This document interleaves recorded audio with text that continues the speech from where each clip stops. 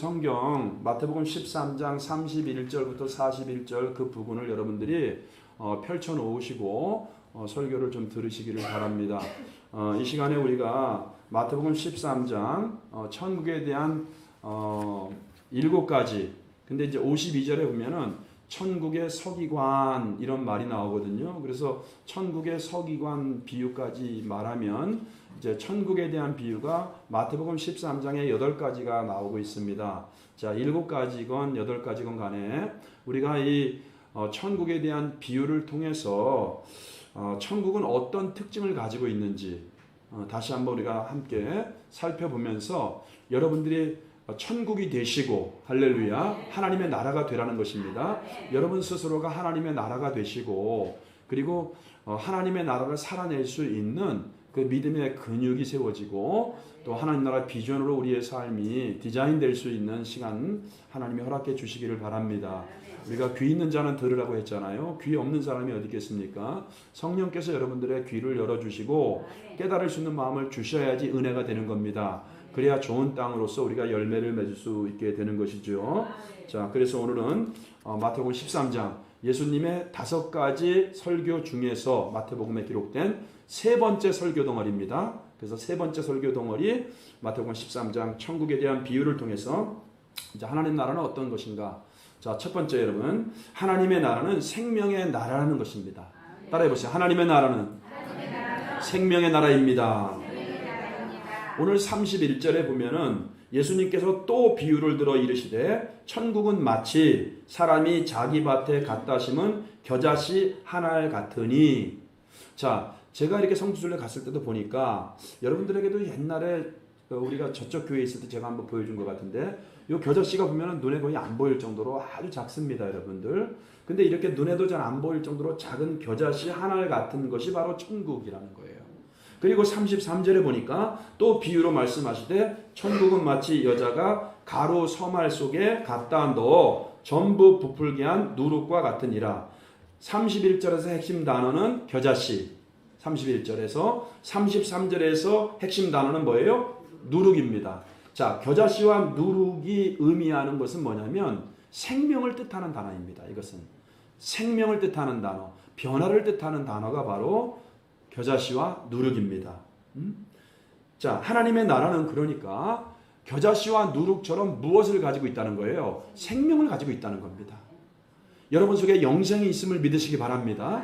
여러분이 이미 천국을 살아내고 있고 여러분이 이미 하나님의 나라가 된 여러분들은, 저와 여러분들은 이미 영원한 생명을 가지고 있는, 사망이 더 이상 여러분들을 주관하지 못하는, 그래서 사도 바울이 사망아 네가 쏘는 것이 어디 있느냐, 네가 이기는 것이 어디 있느냐 이렇게 말하지 않습니까?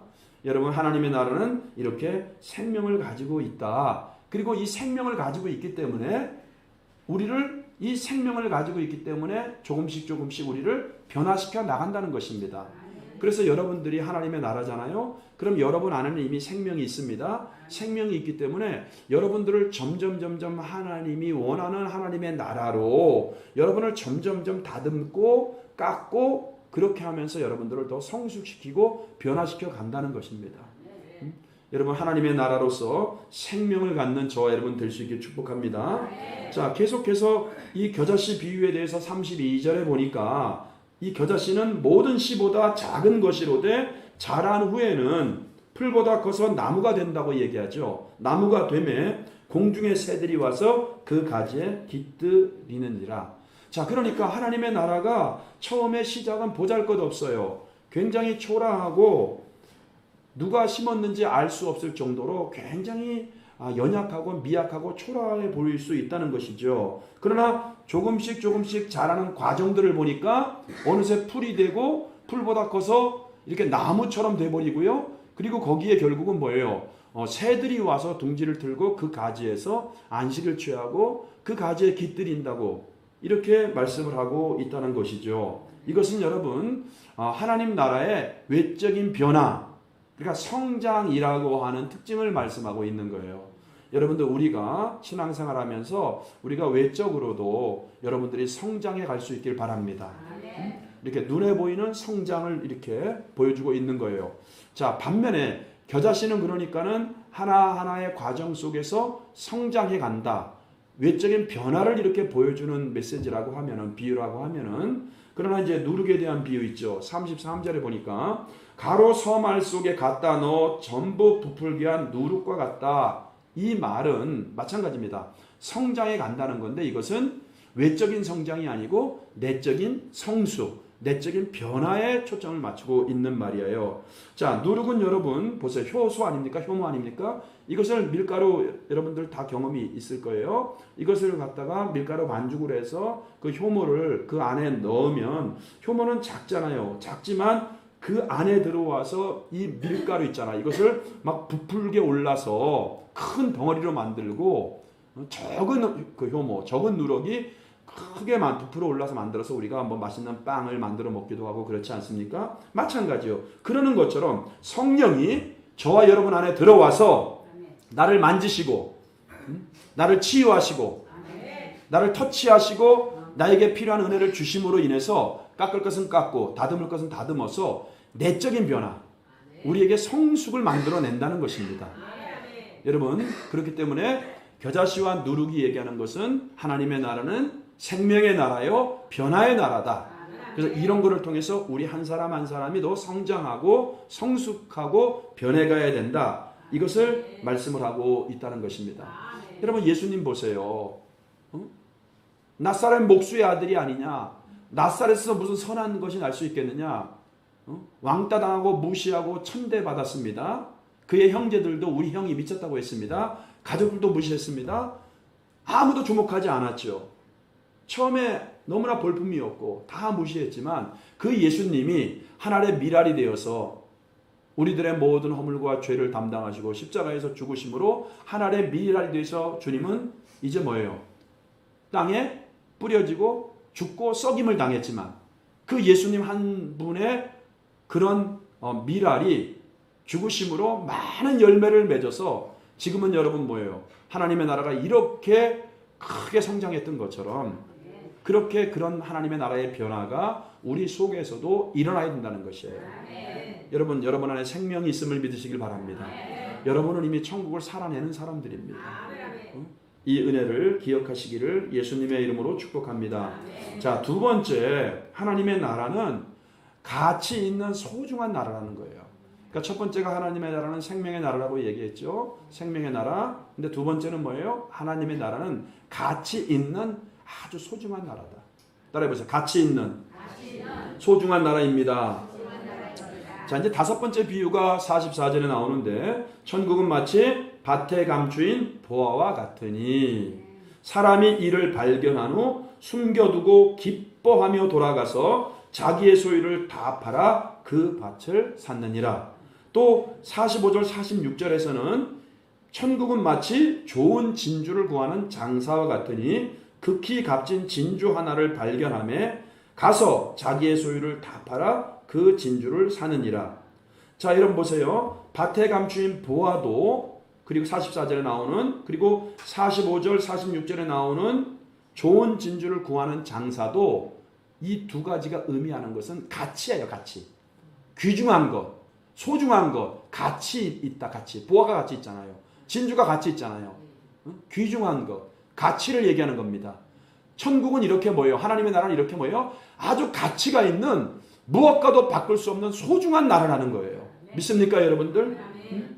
그래서 이 가치를 발견한 사람은 구별된 삶을 살 수밖에 없어요. 세상 사람들은 아직까지 이 가치를 찾지 못했기 때문에 이 가치가 얼마나 소중한지를 알지 못했기 때문에 자기가 소중하게 여기는 가치를 따라 삽니다. 돈이 얼마나 가치가 있어요. 그러니까 돈이 인생의 목적이 되는 겁니다, 여러분들.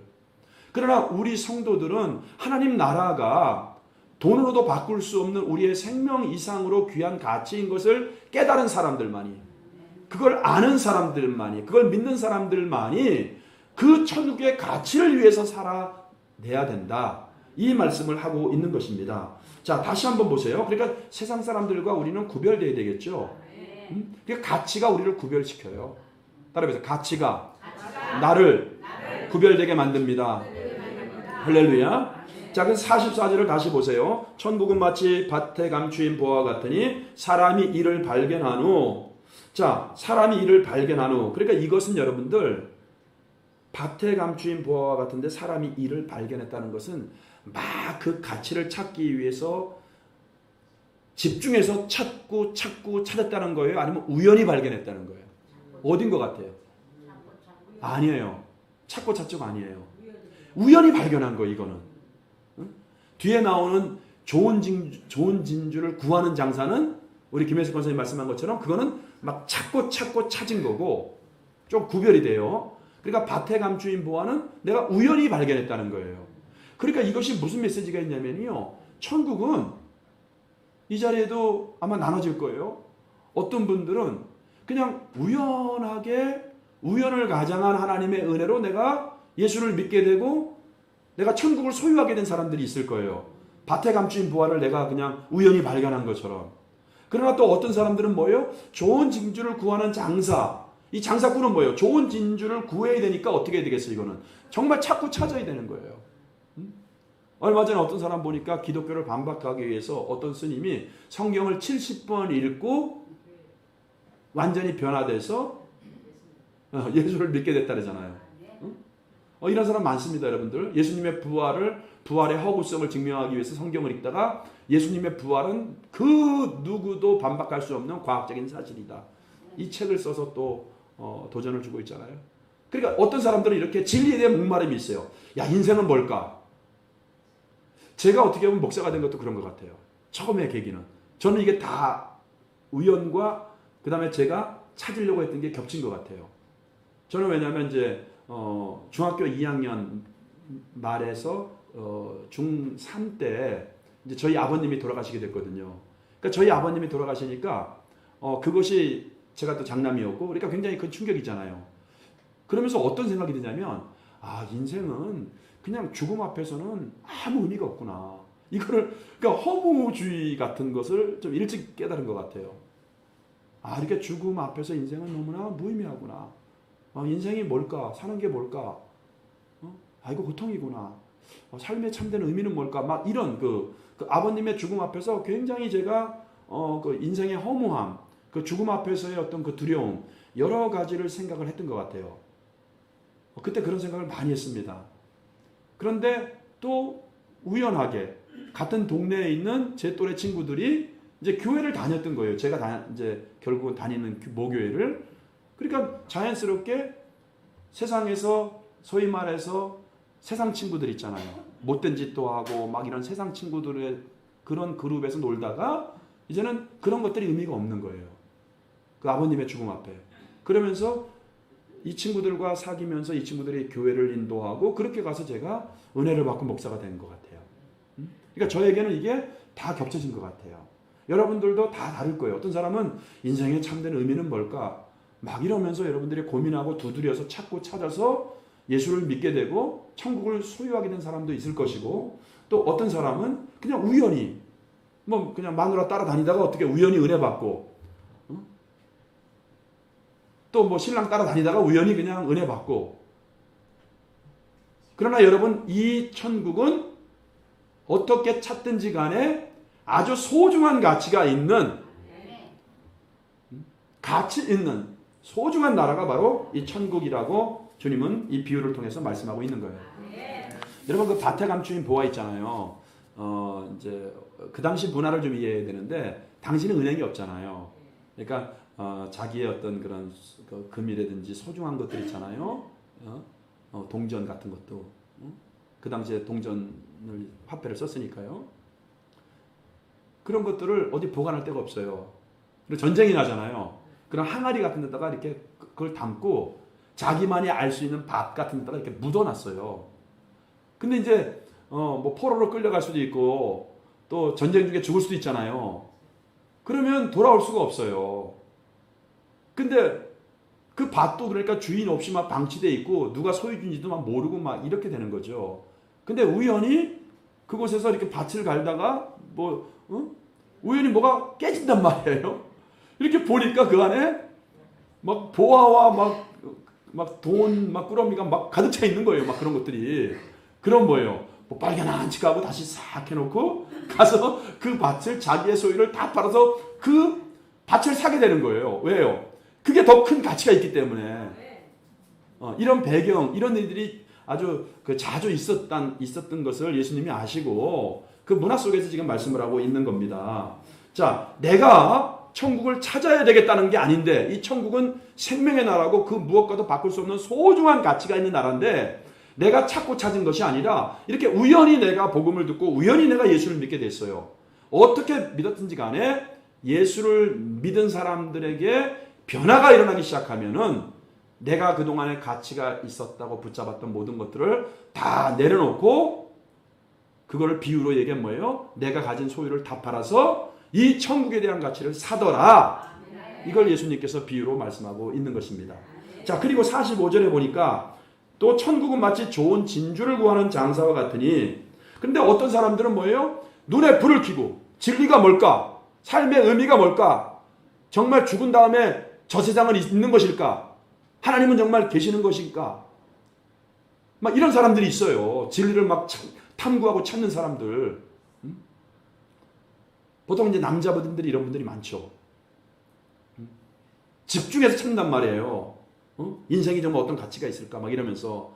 그러면서 좋은 진주를 구하는 장사와 같대. 좋은 진주가 어디 있을까 찾고 찾는 것이죠. 계속해서 찾아다녀요. 자, 그러나 여러분 어쨌든 간에 우연히 찾든지 아니면 찾고 찾다가 내가 발견하든지 간에 천국은 그 가치를 발견한 사람에게는 보화이기 때문에 내 모든 것을 다 팔아서 그것을 산다. 이렇게 말씀을 하고 있는 것입니다. 자기 삶의 우선순위를 이제는 뭐예요? 내가 발견한 천국의 가치에 두고 살아간다. 이렇게 말씀을 하고 있는 것이죠. 그러니까 여러분, 내가 천국의 가치, 하나님의 나라 가치를 발견하고요.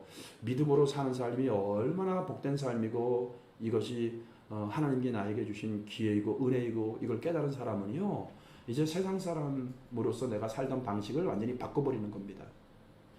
그래서 우리가 잘 알고 있는 사도 바울은 빌립보 3장 7절에서 14절에서 한번 여러분 성경을 가지고 있는 분은 찾아보세요. 빌립보 3장 7절에서 14절에서 이렇게 고백을 합니다. 빌립보 3장 7절 이하에서.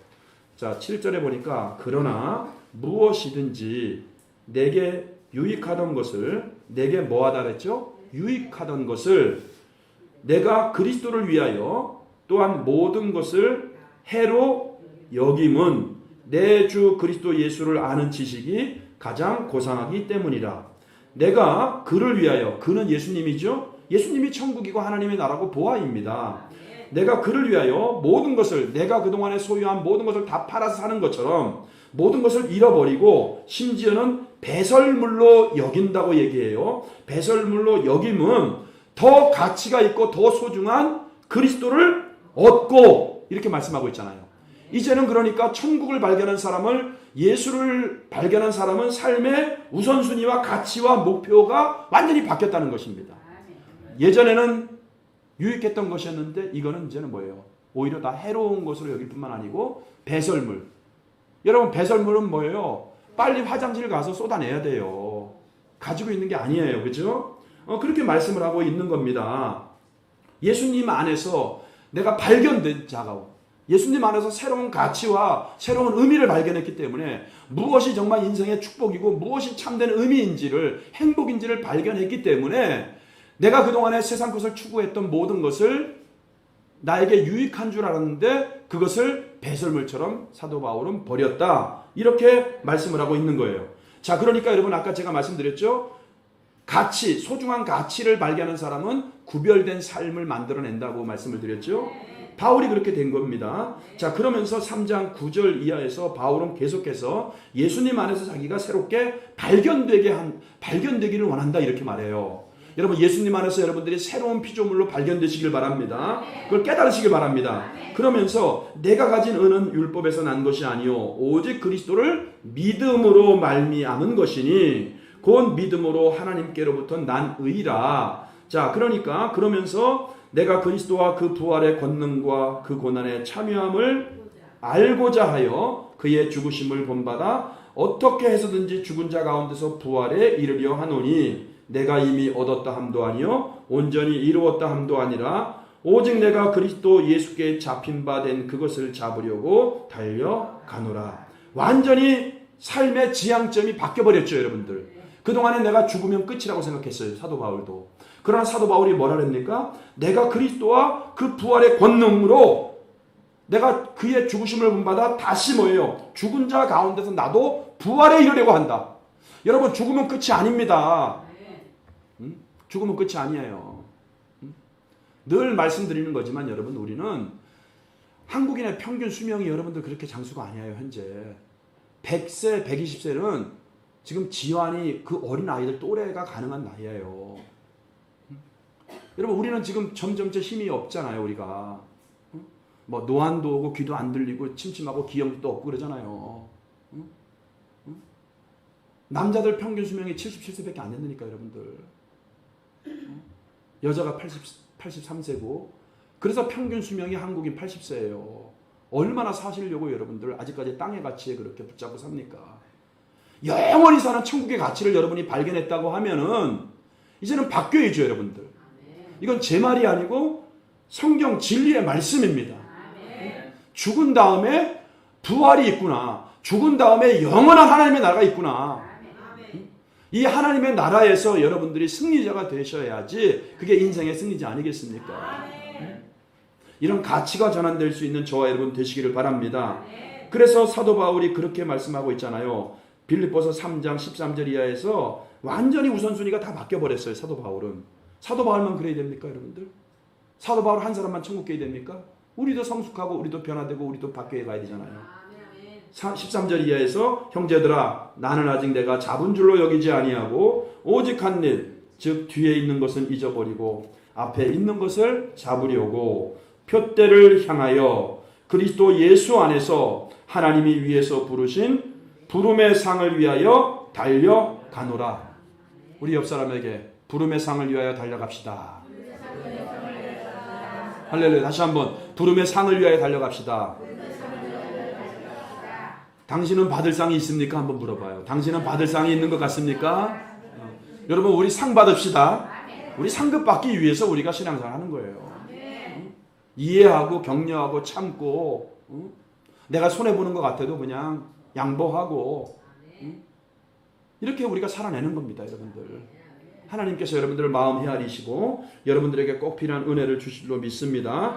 우리도 바울처럼 우리가 빌립보서 3장을 읽었습니다마는 바울처럼 하나님의 나라가 예수 생명이 그리스도께서 십자가에 죽으시고 부활하심으로 인해서 나는 정말 그걸 믿음으로 내가 구원을 받는구나. 이게 천국이구나. 이 가치를 여러분들이 깨닫고 이 가치를 깨달은 사람은 여러분 세상 것에 그렇게 연연하지 않습니다. 지금 현실의 삶에 조금 사방으로 우겨싸임을 당하고 조금 내 환경이 힘들고 어렵다고 해서 투덜투덜거리거나 불평불만하거나 그러지 않아요.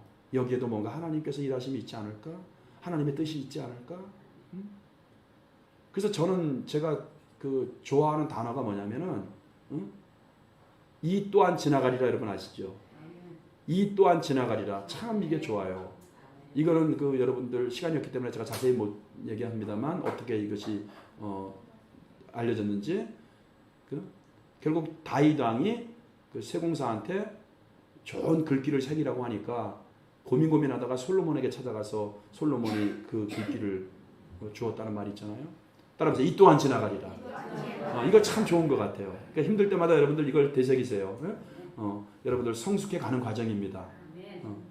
다시 한번 이 또한 지나가리라. 그리고 또 하나 제가 참 좋아하는 말이 뭐냐면 또 한번 따라해보세요. 끝날 때까지는 끝난 게 아니다. 그렇잖아요. 그렇죠? 지금 과정이잖아요. 우리의 믿음의 여정도 과정이고 내가 좀 힘듭니까 여러분들? 끝날 때까지는 끝난 게 아니에요. 포기하지 말고 어떤 분이 그러잖아. 포기는 배추 셀 때 한 포기 두 포기가 포기라고. 그러니까 웃으면서 여러분들 끝날 때까지는 끝난 게 아닙니다. 다시 한번 끝날 때까지는 끝난 게 아닙니다. 예, 내게 능력 주시는 자 안에서 내가 모든 것을 할 수 있느니라. 하나님을 사랑하는 자 곧 그 뜻대로 부르심을 입은 자들에게는 모든 것이 합력하여 선을 이루느니라.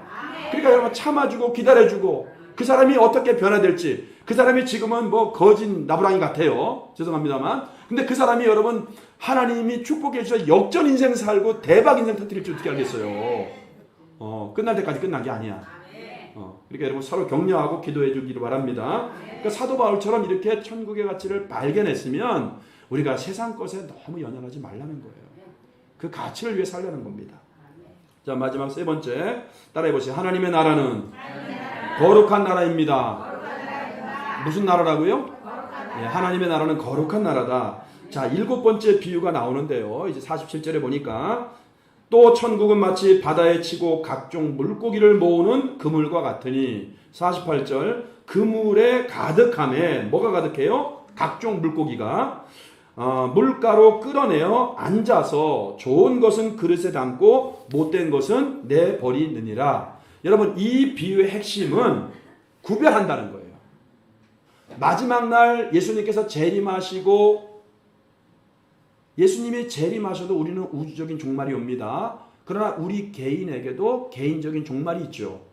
예수님이 오시기 전에 내가 먼저 세상을 떠나면 뭐예요? 그것이 나에게는 개인적인 종말입니다.